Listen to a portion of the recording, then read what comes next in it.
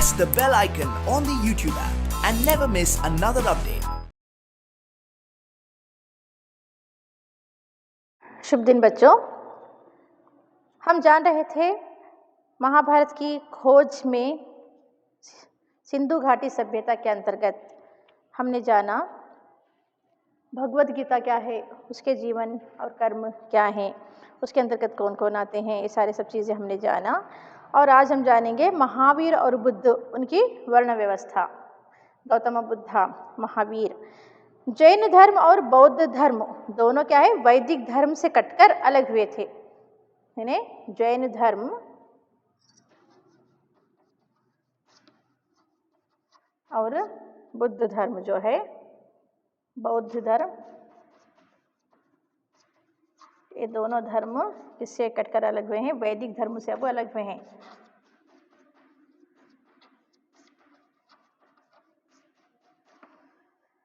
और उसकी शाखाएं थे, पर उन्होंने वेदों को प्रमाण नहीं माना। ये दो धर्म जो है वो वेदों को वो प्रमाण नहीं मानते।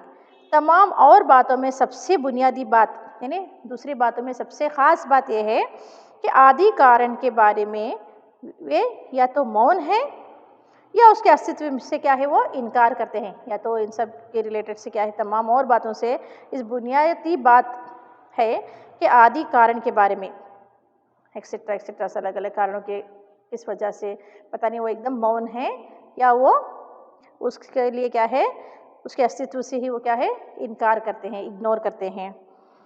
दोनों अहिंसा पर बल देते हैं, दोनों धर्म जो है अहिंसा पर बल देते हैं। और ब्रह्मचारी भिक्षुओं और पुरोहितों के संग वे लोग क्या है बनाते हैं, यानी कि ब्रह्मचारी भिक्षुक और पुरोहितों के वे संग बनाते हैं। उनके नजरिए एक हद तक क्या है यथार्थवादी और बुद्धिवादी हैं। जैन धर्म का एक बुनियादी सिद्धांत यह है कि सत्य हमारे दृष्टिकोण की सापेक्षता में होता है। यानी किसका कहना है, जैन धर्म का एक बुनियादी उनका सिद्धांत जो है वो कहते हैं कि सत्य, ट्रुथ, हमारी दृष्टिकोण की क्या है सापेक्षता में होता है। एक क्या है वो रिलेटिविटी है। इसमें जीवन और विचार में तपस्या के पहलू पर बल दिया गया है, तपस्या। जैन धर्म के संस्थापक महावीर, जैन धर्म के संस्थापक कौन है, महावीर हैं।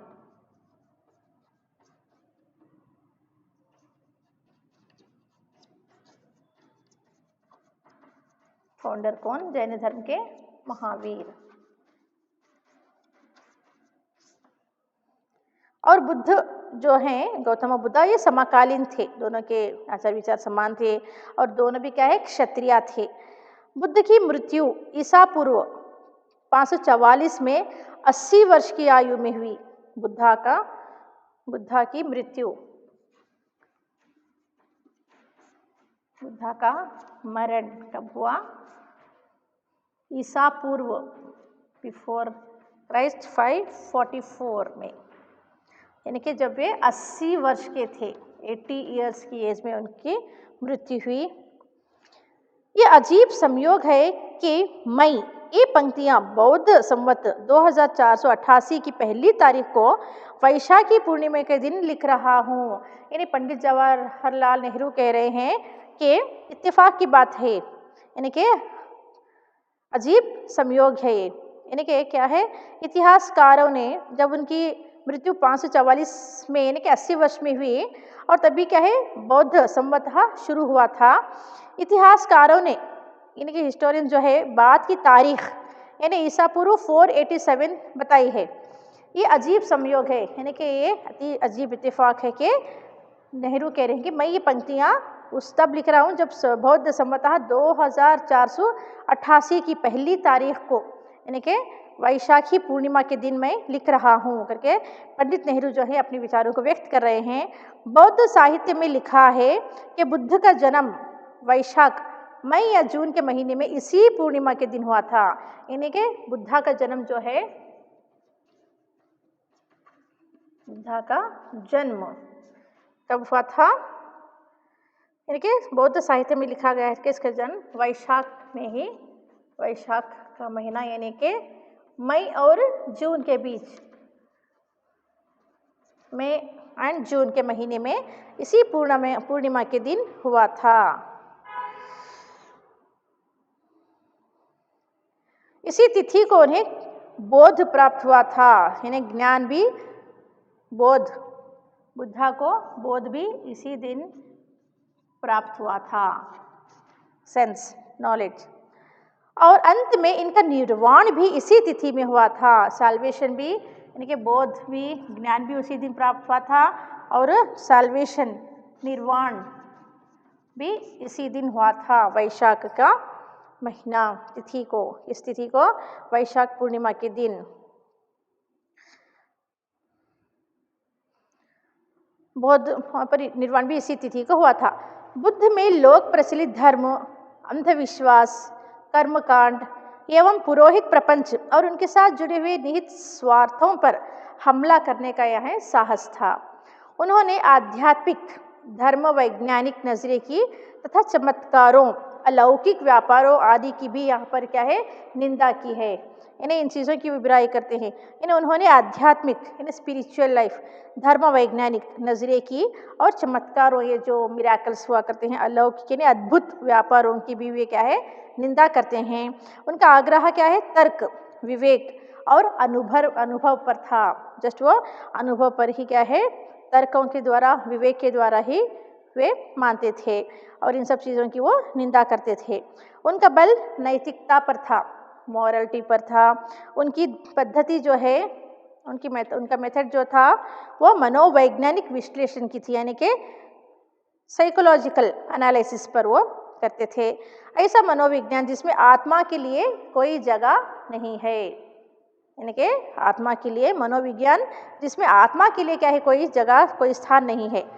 बुद्ध ने वर्ण व्यवस्था पर सीधा वार नहीं किया है, यानी कास्ट सिस्टम पर वो सीधा वार नहीं करते, लेकिन अपनी संघ व्यवस्था में उन्होंने इसे कोई स्थान भी नहीं दिया है। ये विचित्र और महत्वपूर्ण बात है कि भारतीय इतिहास के लंबे दौर में पुरोहित प्रपंच और वर्ण व्यवस्था की कठोरता की क्या है, विरुद्ध बड़े लोगों ने बार बार चेतावनी दी है कि फिर भी धीरे धीरे वर्ण व्यवस्था का विकास और विस्तार होता गया। इसने क्या है, भारतीय जीवन के हर पहलू को अपने शिकंजे में जकड़ लिया है। मैंने भारतीय पहलू को एक अपने वश में कर लिया है। जात के विरोधियों के बहुत से अनुयायी हुए, तो फिर क्या है, इसी जात के विरोध करने वाले जो है, इनके फॉलोअर्स हो गए। पर समय के साथ उनके समुदाय की अपनी एक अलग जात ही बन गई। जैन धर्म जो अपने मूल धर्म के विरोध में खड़ा हुआ था, जात के प्रति क्या है, वो सहिष्णु था, इन्हें टॉलरेट करने वाला था और खुद उसने अपने को उसके अनुरूप ही बना लिया। इसलिए क्या है, आज भी ये जिंदा है और जारी है। ये दोनों धर्म जो है आज भी जारी हैं। तो लगभग हिंदू धर्म की एक शाखा के रूप में, यानी हिंदू धर्म की एक शाखा के रूप में ये बन गए हैं। बौद्ध धर्म ने जाति व्यवस्था को स्वीकार नहीं किया। बौद्ध धर्म जो रहता है वो जाति व्यवस्था को स्वीकार नहीं करता, वो अपने विचारों और दृष्टिकोण में क्या है, ज़्यादा स्वतंत्र रहा है। अतः वो भारत से बाहर निकल गया। देखिए, अंततः ये हुआ कि वो भारत से बाहर निकल गया, गो कि भारत और हिंदुवाद पर उसका गहरा प्रभाव पड़ा। बुद्ध की शिक्षा देखते हैं कि क्या है, बुद्धा की शिक्षा, जो कि बुद्ध का संदेश उन भारतीयों के लिए बहुत नया और मौलिक था। इन्हें भारतीयों के लिए क्या है, नया सा और जिसमें मॉरल वैल्यूज रहते हैं, जो ब्रह्म ज्ञान की गुत्थियों में डूबे रहते हैं, जो ब्रह्म ज्ञान की गुत्थियों में, जो उनके उलझे हुए उलझोलों में डूबे रहते हैं। बुद्ध ने अपने शिष्यों से कहा, क्या कहते हैं बुद्ध अपने शिष्यों से, इन्हें अपने स्टूडेंट से वो कहते हैं, सभी देशों में जाओ। इन्हें बुद्ध अपने सारे स्टूडेंट्स को सब जगह फैला रहे हैं। कहते हैं कि सब जगह जाओ और धर्म का प्रचार करो। इस धर्म में सब जातियां आकर इस तरह मिल जाती हैं जैसे समुद्र में नदियाँ, जैसे सारी की सारी कई तरफ से नदियां आकर समुद्र बनकर एक हो जाती हैं, वैसे ही इसमें भी क्या है, हिंदू धर्म का वो प्रचार करते जा रहे हैं। और कई धर्म, इस धर्म में क्या है, सब जातियां आकर मिल जाती हैं। उन्होंने सबके लिए करुणा का, प्रेम का संदेश दिया है।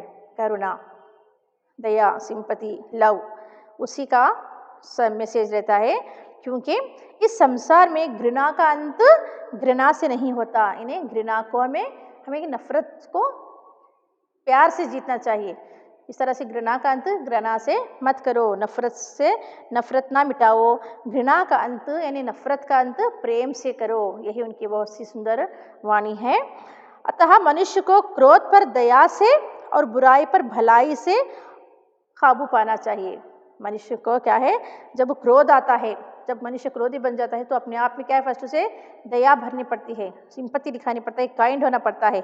और बुराई को क्या है, जहाँ पर बुरे लोग रहते हैं उनको अच्छाई से जीतो, अच्छे कामों से जीतो। इस तरह से वो काबू पाना, कंट्रोल में, अपने आप को कंट्रोल में क्यों रहे, अपने वश को कैसे हम अपने वश में रहें, ये ही बातें उसमें समझाई जा रही हैं। ये सदाचार और आत्मानुशासन का आदर्श था। युद्ध में भले ही कोई 1000 आदमियों पर विजय पा ले, पर जो अपने पर विजय पाता है, सच्चा विजेता वही होता है। युद्ध में हम चाहे जाकर कई सारों पर क्या है, विजय पा लेते हैं, पर सच्चा विजयी, सच्चा विजय पाने वाला, जीतने वाला कौन आता है, जो अपने आप पर जीतता हो। सच्चा विजेता वही होता है। मनुष्य की जाति जन्म से नहीं बल्कि उसके केवल कर्म से होती है। मनुष्य की जाति जो है वो उसके धर्म के, उसके जन्म से नहीं होती बल्कि उसके कर्म से, उसके कामों से देखी जाती है। तो मनुष्य को कभी भी अच्छे काम करने चाहिए। उन्होंने यानी बुद्धा ने ये उपदेश ना किसी धर्म के समर्थन के आधार पर और न ईश्वर या परलोक का हवाला देकर किया है, किसी पर भी इशारा दिखाकर नहीं, बल्कि उन्होंने विवेक, तर्क और अनुभव का सहारा लिया और लोगों से कहा कि वे अपने मन के भीतर सत्य की खोज करें। क्या बता रहे हैं वो अपने उपदेश में, कि अपने अंदर, अपने मन के अंदर आप लोग सत्य को तलाशो, सत्य, सच्चाई को ढूंढो। यही उनका क्या है, उपदेश है। सत्य की जानकारी का अभाव सब दुखों का कारण है। सत्य की जानकारी का अभाव, ये लैक, ये कमी जो है, सब दुखों का ये कारण है। ईश्वर या परब्रह्मा का अस्तित्व है या नहीं, उन्होंने नहीं बताया। यानी ईश्वर का, भगवान का अस्तित्व, पहचान उनकी है या नहीं, ये उन्होंने ये नहीं बताया। बस अपने मन के भीतर क्या है, सत्य की आप खोज करो। वे ना उसे स्वीकार करते हैं ना इनकार करते हैं। जहाँ जानकारी संभव नहीं है वहाँ हमें निर्णय नहीं देना चाहिए। जहाँ पर हमें पूरी तरह का इन्फॉर्मेशन किसी में ना हो तो उससे हमें कहने से कोई फ़ायदा नहीं है। इसलिए हमें अपने आप को उन्हीं चीज़ों तक क्या है, सीमित रखना चाहिए जिन्हें हम देख सकते हैं, जो हमारी नज़रों के सामने हो, वही क्या है, सच्चाई है। जिनके बारे में हम निश्चित जानकारी हासिल कर सकते हैं, कि हम जिसके बारे में निश्चित जानकारी हासिल करें वही क्या है, सच्चाई है। अन्यथा जो नहीं देखते उसके बारे में कहना भी क्या है, बेकार है, करके बुद्धा का संदेश। बुद्ध की पद्धति मनोवैज्ञानिक विश्लेषण की पद्धति है। यानी बुद्धा की पद्धति जो है कैसी है, साइकोलॉजिकल एनालिसिस के द्वारा, यानी कि मनोवैज्ञानिक, मन का विज्ञान की पद्धति मनोवैज्ञानिक विश्लेषण की है। बुद्ध की पद्धति, द मेथड जो है साइकोलॉजिकल एनालिसिस का मेथड है उनका। और इसकी जानकारी हैरत में डालने वाली है कि अधुनातन विज्ञानों के बारे में उनकी अंतर्दृष्टि कितनी गहरी है, कितना डीप नजरिया वे रखते हैं आधुनिक विज्ञानों के बारे में। जीवन में वेदना और दुख, यानी जीवन, हमारा जीवन जो है हमें कई दर्दों से भरा है, दुखों से भरा है। इन्हें वो वेदना, वो दर्द और दुख पर बौद्ध धर्म में बहुत बल दिया गया है। बुद्ध ने जिन 4 आर्य सत्यों का निरूपण किया है, उनका संबंध दुख का कारण, दुख के अंत की संभावना और उसे समाप्त करने के उपाय से है। कि जब भी मनुष्य के जीवन में दुख आते हैं, कष्ट आते हैं, तो उन्हें कैसे दूर किया जाए। दुख की इस स्थिति के अंत से निर्वाण की प्राप्ति होती है। निर्वाण, साल्वेशन। बुद्ध का मार्ग क्या है, माध्यम मार्ग था। यह अतिशय भोग और अतिशय तप के बीच का रास्ता है। अपने शरीर को कष्ट देने के अनुभव के बाद उन्होंने कहा, यानी बहुत तप करने के बाद, बहुत से भोग, अतिशय भोग और अतिशय तप का अनुभव करने के बाद उन्होंने कहा, जो व्यक्ति अपनी शक्ति खो देता है वो सही रास्ते पर नहीं बढ़ सकता। यानी जो व्यक्ति अपनी शक्ति को खो देता है वो प्रगति के पथ पर नहीं चल सकता, सही रास्ता वो चुन नहीं सकता। यह मध्यम मार्ग आर्यों का अष्टांग मार्ग था। सही विश्वास, सही आकांक्षाएं, सही वचन, सही आचरण, जीवन यापन का सही ढंग, सही प्रयास, सही विचार और सही आनंद। देखिए 8 अष्टांग मार्ग, मध्यम मार्ग जो है आर्यों का, ये 8 मार्ग जो है, सही विश्वास, सही आकांक्षाएं, सही वचन, सही आचरण यानी बिहेवियर सही हो, उनके वचन सही हो, यानी उनके आकांक्षाएं, उनके एक्सपेक्टेशन सही हो, फिर जीवन यापन का सही ढंग, जीवन चलने का सही तरीका, फिर सही प्रयास और सही विचार और सही आनंद। बुद्ध ने अपने शिष्यों को वही बातें बताई जो उनके विचार से वे लोग समझ सकते थे। जैसे जिस तरह से उनके स्टूडेंट समझ सकते थे उसी तरह से वो क्या है वो सारी चीज़ें बताई उन्हें, जिनसे सुनकर वो अच्छी तरह से समझ पाए और उनके अनुसार आचरण कर सके और उन्हीं के बताए हुए रास्तों पर वो चल सके। कहा जाता है कि एक बार उन्होंने अपने हाथ में कुछ सूखी पत्तियाँ, यानी कि पंडित नेहरू बता रहे हैं कि एक बार क्या हुआ, बुद्धा ने अपने हाथ में कुछ सूखी पत्तियाँ, ड्राइड लीव्स लेकर अपने प्रिय शिष्य आनंद से पूछा, जो कि एक स्टूडेंट आनंद नाम का था, उससे उन्होंने पूछा कि उनके हाथ में जो पत्तियाँ हैं, जो ड्राई लीव्स हैं, उनके अलावा भी कहीं कोई है या नहीं। इन्हें उनके हाथ में जो पत्तियाँ हैं इसके अलावा और भी कहीं हैं या नहीं है करके ये प्रश्न गौतम बुद्ध ने उनके शिष्य आनंद से पूछा। आनंद ने उत्तर दिया, पतझड़ की पत्तियां सब तरफ गिरी रहती हैं और वे इतनी हैं कि उनकी गणना नहीं की जा सकती। तब बुद्ध ने कहा, इसी तरह मैंने तुम्हें मुट्ठी भर क्या है सत्य दिया है, किंतु इसके अलावा कई हजार और सत्य ऐसे हैं जिनकी गणना नहीं की जा सकती। एक छोटा सा उदाहरण जो कि बहुत ही सुंदर ढंग से गुरु और शिष्य के बीच यहाँ पर हुआ है बच्चों। जैसे कि सिर्फ मुट्ठी भर पत्तियाँ ही नहीं बल्कि और भी कई सारे, पतझड़ का मौसम है जो चारों तरफ बिखरी हुई हैं, वही क्या है मैंने सिर्फ तुम्हें मुट्ठी भर भी सच्चाई दी है, इसके अलावा और भी कई जगह सत्यता की तुम खोज करो, जिसकी कई तरह की सच्चाई बसी सत्यता है जिसकी हम गणना भी नहीं कर सकते। अब देखते हैं उसकी बुद्ध कथा। बुद्ध की वह संकल्पना जिसे प्यार से भरे अनगिनत हाथों ने पत्थर, संगमरमर और कांसों में ढालकर आकार दिया है, जिसे बहुत सारी इन चीज़ों से शेप दिया गया है, भारतीयों के विचारों की समग्र आत्मा की, ये कम से कम उसके एक तेजस्वी पक्ष का प्रतीक है, यानी स्वाभिमानी पक्ष का प्रतीक करते हैं। कमल के फूल पर बैठे हुए, यानी लोटस पर बैठे हुए, शांत और धीर, वासनाओं और लालसाओं से परे, यानी कि आप भी देख सकते हो आपके यही आसपास के माहौल में, जैसे कि आप ही के बगीचे में गौतम बुद्ध की जो प्रतिमा हुई वो कितनी शांत लगती है, देखने से ही क्या है शांत और धीर, वासनाओं और लालसाओं से परे, जो भी वासनाएं हैं, जो बुरे विचार हैं उनसे, लालचों से एकदम दूर, फिर इस संसार के तूफानों और संघर्षों से दूर, वे इतनी दूर, पहुंच से इतने परे मालूम होते हैं जैसे उन्हें पाना असंभव हो। लेकिन जब हम उन्हें दोबारा देखते हैं तो उनकी आकृति जीवन शक्ति से भरी जान पड़ती है। आप गौर से देखें, उन्हें ध्यान से देखें तो ये सारी चीज़ें उत्पन्न होती हैं। उनकी वाणी हमारे कान में धीमी स्वर से कहती है कि हमें संघर्ष से भागना नहीं चाहिए। स्ट्रगलिंग लाइफ, स्ट्रगल जो रहते हैं, जो संघर्ष हमारे जीवन में है, उनसे हमें दूर भागना नहीं है, बल्कि शांत दृष्टि से उनका मुकाबला करना चाहिए। शांति से उनको, हमें उन प्रॉब्लमों को क्या है फेस करना है, तथा जीवन में विकास और प्रगति के और बड़े अवसरों को भी हमें क्या है देखना चाहिए। जीवन में कितने जीवन में जो भी विकास है, प्रगति पाने के जो भी रास्ते हैं, उन सब के अवसरों को हमें देखना चाहिए, चांसेस को खोना नहीं चाहिए। बुद्ध के बारे में सोचते हुए आज भी हम एक जीती जागती थरथराहट पैदा करने वाली अनुभूति से गुजरते हैं, यानी कि उस राष्ट्र और जाति के पास निश्चय ही समझदारी और आंतरिक शक्ति की गहरी संचित निधि होगी, यानी कि इतनी गहरी संपत्ति उनके पास जो है, निधि जो है, वेल्थ जो है, जो ऐसे भव्य आदर्श को जन्म दे सकती है। ऐसे थे उनके उच्च आदर्श। अच्छा, आपने पढ़ा होगा चंद्रगुप्ता के बारे में। चंद्रगुप्ता एक किसकी स्थापना की थी? चंद्रगुप्ता मौर्य, मौर्यन एम्पायर इन्हें, और उसका मुख्य मंत्री जो था चाणक्य, जो कि अपनी बुद्धिमत्ता के लिए साबित होता है।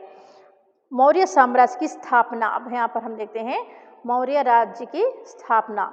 ये हमने जाना बुद्ध की, महावीर की, उनकी वर्ण व्यवस्था के बारे में और बुद्धा के उपदेशों के बारे में। अब हम देखेंगे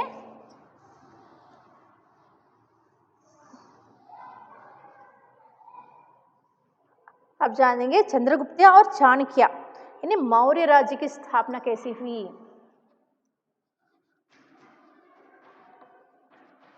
चंद्रगुप्त और चाणक्य, चाणक्य का एक और नाम क्या था? उसने कौन सी पुस्तक की व्याख्या की है? यानी कि मौर्य साम्राज्य, मौर्य साम्राज्य, मौर्यन एम्पायर के बारे में जो आप ऑलरेडी पढ़ चुके हो, उसकी स्थापना।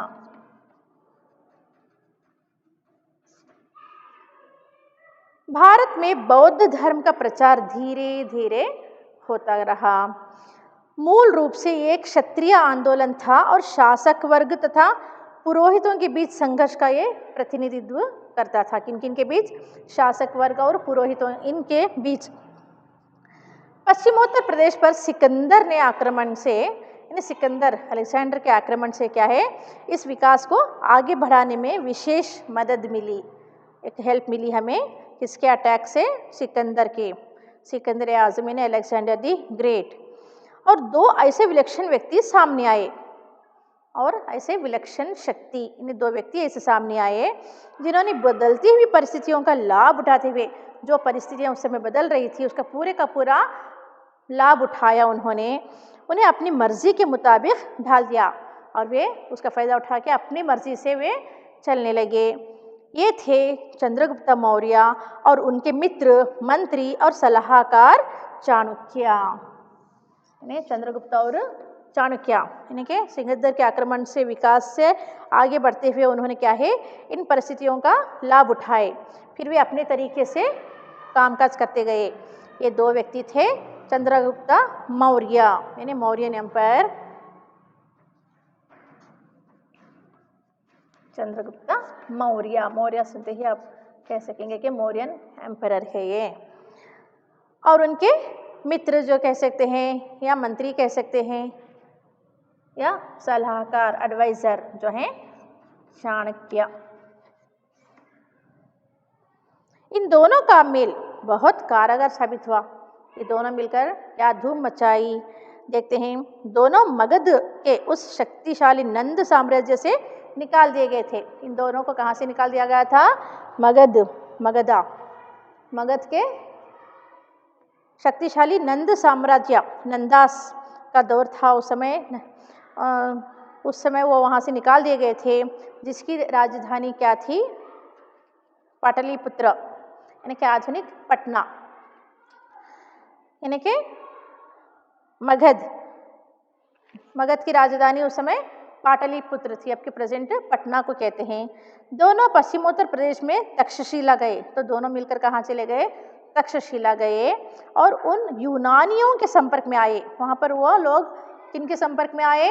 चाणक्य और चंद्रगुप्ता यूनानियों के संपर्क में आए, जिन्हें सिकंदर ने वहाँ नियुक्त किया था, जहाँ पर अलेक्जेंडर ने अपॉइंट किया था। यूनानियों के संपर्क में आकर चंद्रगुप्त की भेंट खुद क्या है? सिकंदर से हुई थी। सिकंदर से वो चंद्रगुप्त मिले थे। चंद्रगुप्ता और चाणक्य ने राष्ट्रीयता का पुराना पर चिर नवीन नारा बुलंद करके विदेशी आक्रमणकारी के विरुद्ध लोगों को उत्तेजित किया। यानी उनके वहीं पर लोगों को क्या है? विदेशी आक्रमण करने वालों के अपोज कर दिया। यूनानी सेना को खदेड़ कर तक्षशिला पर वे लोग अधिकार कर बैठे। इन्हें पूरा का पूरा स्वयं अधिकार ले लिए। किसको भगाकर? विदेशी आक्रमणकारियों को भगाकर।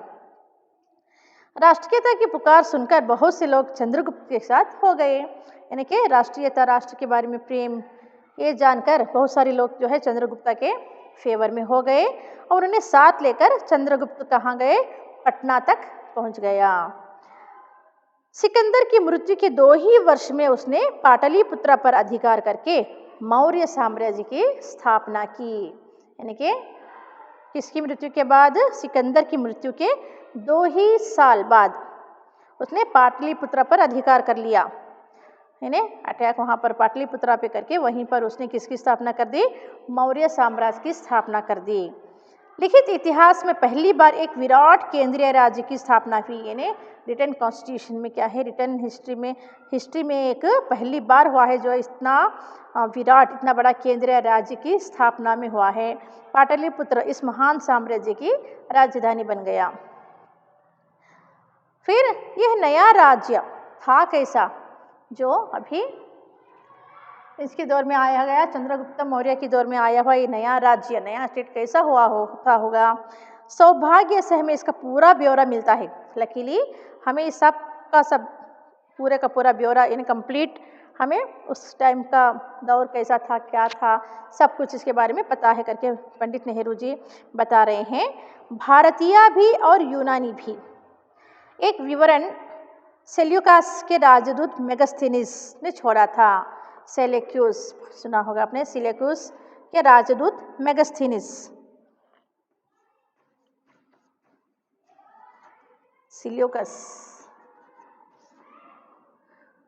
फिर सिल्यूकस के राजदूत मेगास्थनीज ने छोड़ा था। और दूसरा है कौटिल्य। सिल्यूकस का राजदूत मेगास्थनीज, सिल्यूकस मेगास्थनीज। फिर कौटिल्य की अर्थशास्त्र, कौटिल्य का अर्थशास्त्र, कौटिल्यास अर्थशास्त्र पढ़े होंगे। कौटिल्य का अर्थशास्त्र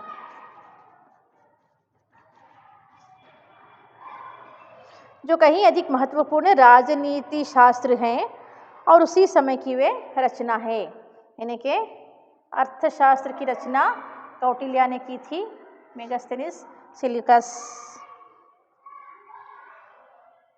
यानी कि कौटिल्य जो है चाणक्य का ही क्या है, दूसरा नाम है। चाणक्य का दूसरा नाम क्या है, कौटिल्य को ही हम क्या है, चाणक्य को ही हम कौटिल्य को ही चाणक्य कहा जाता है। ये इसका दूसरा नाम है चाणक्य का। चाणक्य का दूसरा नाम क्या है, कौटिल्य। वो हर दृष्टि से बड़ा आदमी था, यानी बहुत ही एकदम चतुर, चालाक, बुद्धिमान था। वो बुद्धिमानी में भी और कर्मठता में भी, यानी काम करने में भी वो इतना ही क्या था, लायक था। इस युग के बारे में एक प्राचीन भारतीय नाटक है। यानी मौर्य साम्राज्य के ऊपर क्या है, एक प्राचीन भारतीय नाटक है जिसका नाम मुद्रा राक्षस है। प्राचीन भारतीय नाटक कौन सा है, उस समय का प्राचीन यानी पुराना भारतीय नाटक मुद्रा राक्षस। मुद्रा राक्षस ये उसी जमाने का एकदम पुराना नाटक है। इस नाटक में क्या है, चाणक्य की तस्वीर उभरती है। उस पूरे नाटक में चाणक्य की तस्वीर, उसका चरित्र चित्रण सब कुछ इसमें पाया जाता है। साहसी और षड्यंत्री, वह बहुत ही वीर साहसी है, अभिमानी है और प्रतिशोधी है, जो ना कभी अपमान को भूलता है ना अपने लक्ष्य को ओझल होने देता है। यानी जो इरादा कर लेता है, जो ठान लेता है करने का, वो करके ही रहता है। दुश्मन को धोखा देने और पराजित करने के लिए, यानी दुश्मन को हराने के लिए वह हर तरीके का इस्तेमाल करता है। कौन, कौटिल्य यानी चाणक्य। उस साम्राज्य की बागडोर हाथ से संभाले रहता है। साम्राज्य का पूरे का मौर्य एम्पायर को क्या है, अपने हाथ में लिए हुए उसकी बागडोर ने, उसकी पूरी देखरेख उसके अपने हाथों हैं। और सम्राट को स्वामी की तरह नहीं बल्कि एक प्रिय शिष्य की तरह देखता है। वो अपने राजा को यानी अपने स्वामी को वो स्वामी नहीं बल्कि अपने एक शिष्य की तरह, एक स्टूडेंट की तरह देखता है। ऐसा रिश्ता है किसके बीच? चंद्रगुप्त और चाणक्य के बीच। अपने जीवन में वो सदा सादा और तपस्वी है, सिंपल लिविंग मैन है वो।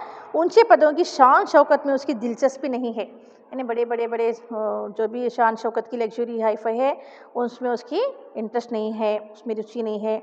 जब वो अपनी शपथ पूरी कर लेता है और अपने उद्देश्य में वो सफल हो जाता है तो सेवानिवृत्त होकर चिंतन मनन का जीवन बिताना चाहता है।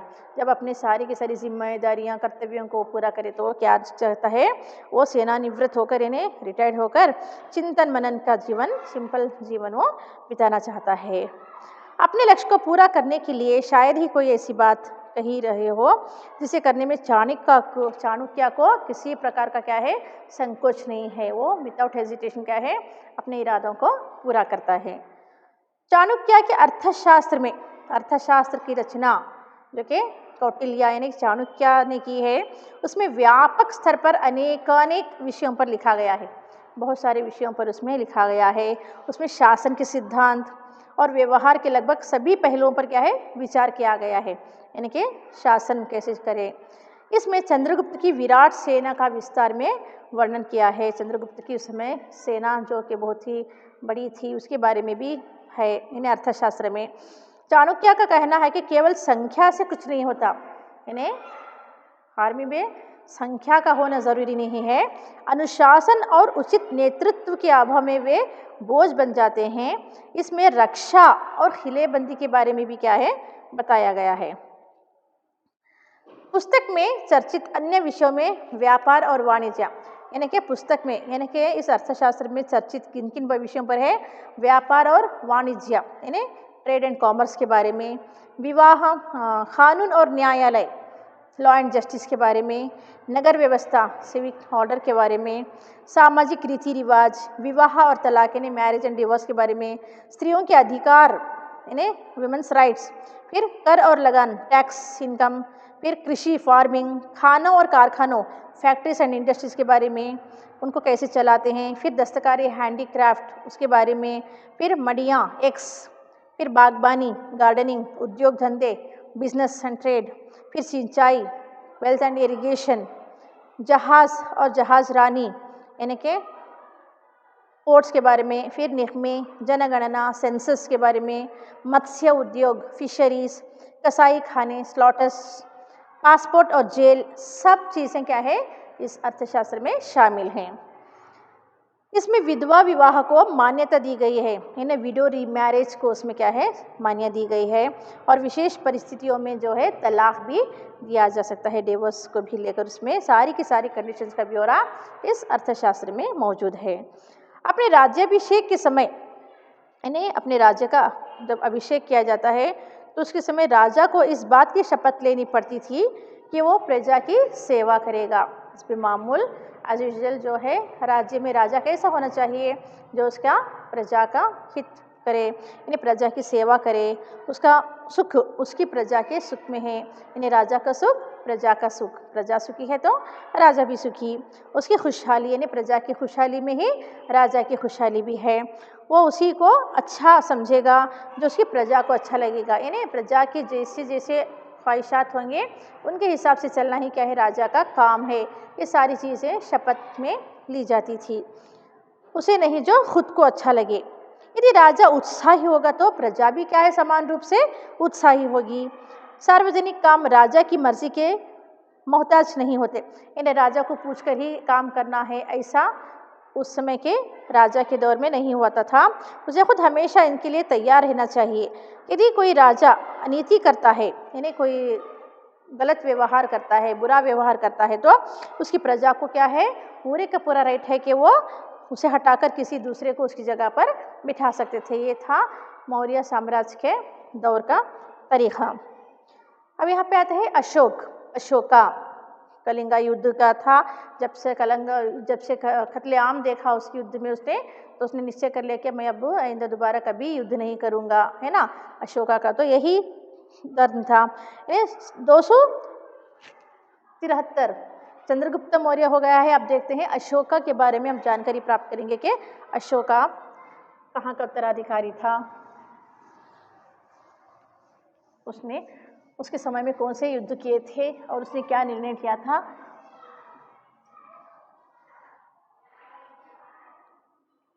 अशोक।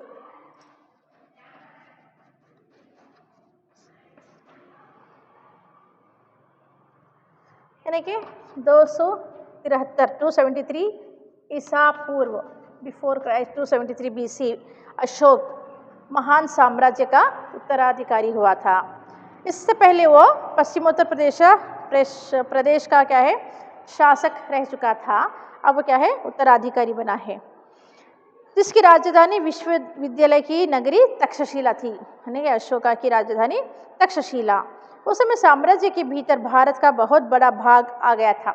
इन्हें तक्षशिला में भारत का बहुत सा भाग क्या है, उसमें शामिल हो गया था और उसका विस्तार जो है मध्य एशिया तक, मिडिल एशिया तक हो चुका था। इतना लंबा उसका एम्पायर बन चुका था।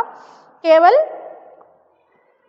दक्षिण पूर्व और दक्षिण के एक भाग उसके अधिकार क्षेत्र में नहीं आ पाए थे। सिर्फ दक्षिण पूर्व और दक्षिण का सिर्फ एक भाग साउथ का उसके वश में नहीं थे। संपूर्ण भारत को एक शासन व्यवस्था के महत्व इकट्ठा करने के पुराने सपने ने अशोक को प्रेरित किया था और उसने तत्काल पूर्वी तट के कालिंगा प्रदेश को जीतने की ठान ली थी। तो आपने सोच लिया कि मैं अब कालिंगा को भी अपने वश में कर लूँगा। कलिंग के लोगों के बहादुरी से मुकाबला करने के बावजूद अशोका की सेना क्या है, जीत गई। तो उन पर आक्रमण करने के बाद वो कलिंगा भी जीत लिया। इस युद्ध में भयंकर कत्लेआम हुआ। तो उस जीत के पीछे बहुत सारे लोगों की मौत हो गई, कत्लेआम, दिन दहाड़े मारे गए, कत्ल होते गए और मरते गए लोगों को देखकर जब इस बात की खबर अशोका को मिली तो उसे बहुत पछतावा हुआ। इन्हें उसे बहुत रिपेंटेंस, बहुत उसे बुरा लगा कि इतने लोग इसमें मारे गए हैं और युद्ध से वो विरक्ति हो गई। बुद्ध की शिक्षा के प्रभाव से उसका मन दूसरे क्षेत्रों में क्या है, विजय हासिल करने और साहसिक काम करने की ओर घूम गया। जैसे ही उसने कलिंगा का युद्ध देखा उसी समय उसने निश्चय कर लिया कि मैं अब उस जीवन में कभी भी युद्ध नहीं करूँगा। तो के उसे युद्ध से उसने रोक लिया। युद्ध, कत्लेआम, बिना कत्ल किए करके भी हम लोगों का मन जीत सकते हैं करके जो भी बुद्धा की शिक्षा पाया था वो भी बुद्धा की शिक्षा पा चुका था।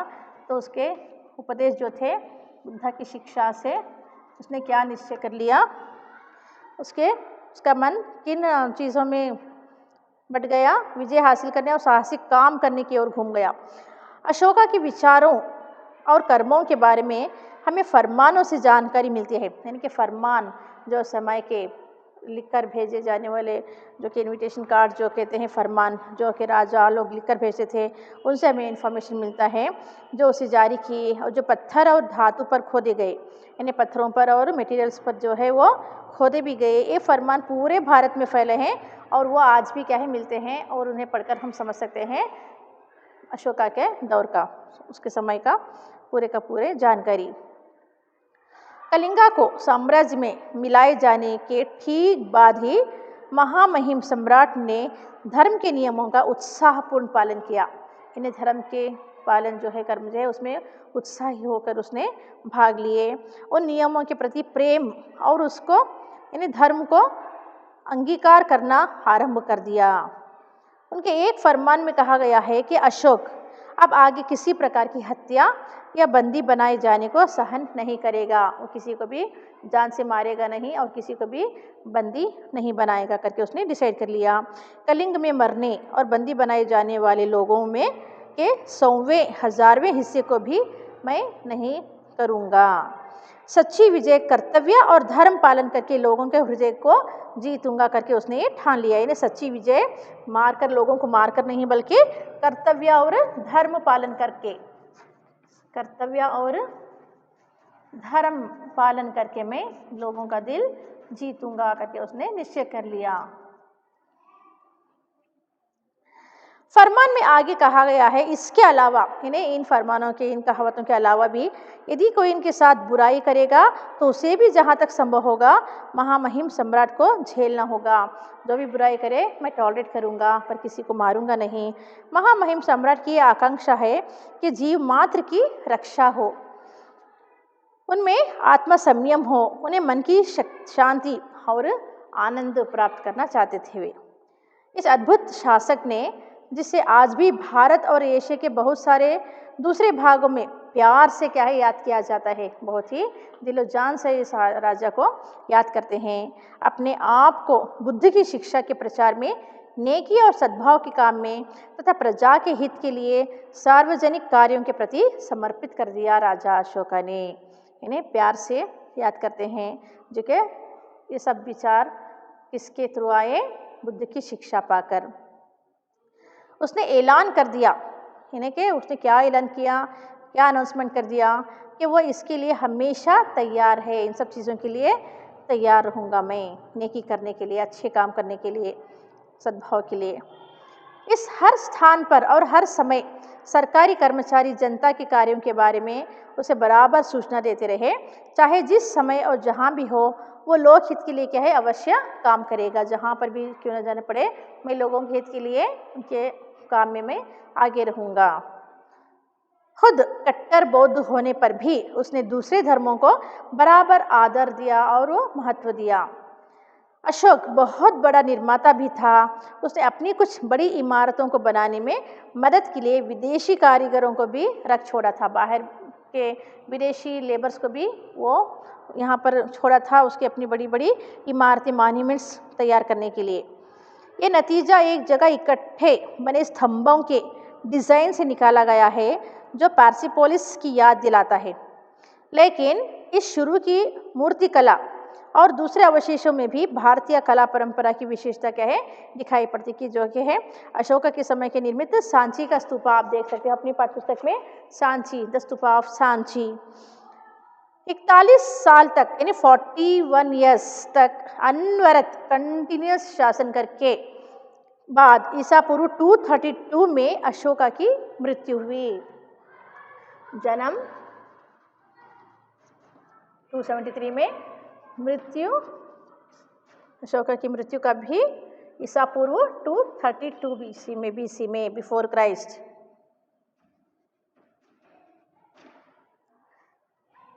H.G. वेल्स ने अपनी आउटलाइन ऑफ हिस्ट्री में उसके बारे में लिखा है कि बादशाहों के दसियों हजार नामों में जिनसे इतिहास के पृष्ठ भरे हैं, जिनमें बड़े बड़े राजे, महाराजे, शहंशाह और नामी गिरामी शासक शामिल हैं, अशोका का नाम अकेला सितारे की तरह चमक रहा है। वोल्गा से जापान तक आज भी क्या है, अशोका का नाम बड़े आदर से, बड़े प्यार से लिया जाता है। तो ये रहा बच्चों अशोका के बारे में जानकारी, जो कि वो एक युद्ध क्या करता है, उसके बाद में वो कैसे पलट जाता है, कि अपने लोकहित के बारे में वो कैसे विचार व्यक्त करता है। और सिर्फ बुद्धा के उपदेशों के द्वारा इतना उसे असर होता है कि वो अपने आप को पूरे का पूरा बदल जाता है और लोगों की तरह से मारने से नहीं बल्कि नफरत से नहीं, प्यार से उनके दिल जीते जाते हैं। तो ये रहे उसके बारे में जानकारी। आशा करती हूँ आप लोग समझ पाए होंगे। अपना ध्यान रखिएगा। धन्यवाद।